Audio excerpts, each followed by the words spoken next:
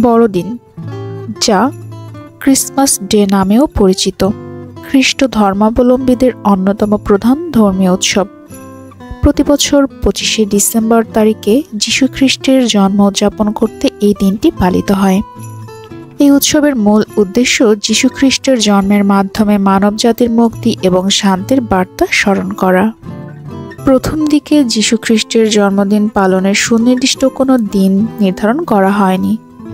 চতুর্থ শতাব্দীর প্রথম দিকে রোমান সম্রাট কনস্ট্যান্টাইনের সময় বড়দিন পালনের প্রচলন শুরু হয়।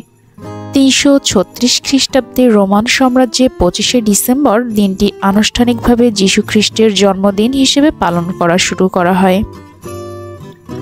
এই তারিখটি বিশেষভাবে গুরুত্বপূর্ণ কারণ এটি রোমানদের পৌত্তলিক উৎসব সোল ইনভিক্টাস বা অপরাজেয় সূর্যের উৎসবের সময়ের সাথে মিলে যায়।